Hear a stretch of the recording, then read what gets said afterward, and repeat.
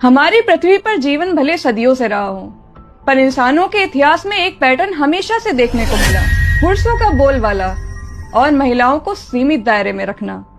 आप आज ये जो थोड़ी सी आजादी पाई हैं, ये अभी कुछ सालों पहले ही मिली है, और इस आजादी में सबसे बड़ा योगदान एक इंसान का था।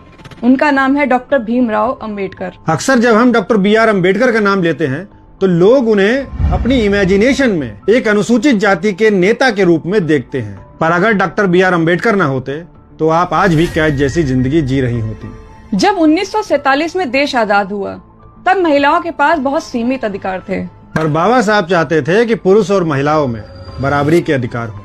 और ऐसा कोई अच्छा इंसान ही सोच सकता है जिसे प्रकृति से प्रेम हो, जिसके अंदर इंसानियत हो। आजादी के पहले हालात ये थे कि सिर्फ बेटों को ही संपत्ति में हिस्सेदार माना जाता था, बेटियों को ये अधिकार नहीं थे। शादी के बाद पति आपको मारे पीटे, आपकी जिंदगी नरक बना दे, फिर भी आपको उसके साथ ही रहना पड़ता था। तलाक का अधिकार भी नहीं था, विधवा महिलाएं दूसरी शादी भी नहीं कर सकती थी।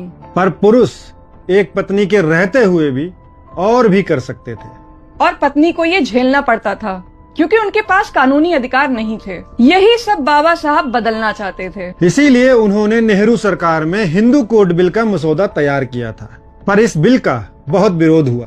विरोध का कारण था, हमेशा से ताकत पुरुषों ने अपने पास रखी है।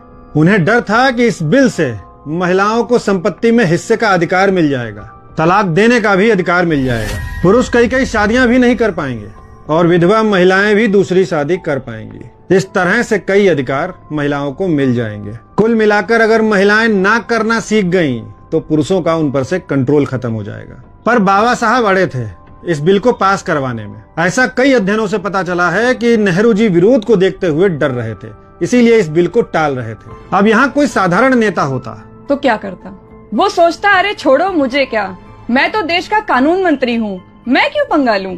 ज्यादातर लोग कुर्सी से चिपक जाते हैं। लेकिन बाबा साहब अलग ही मिट्टी के इंसान थे। उन्होंने इस बिल को अधिक समय तक टलने की वजह से मंत्री पद से इस्तीफा दे दिया।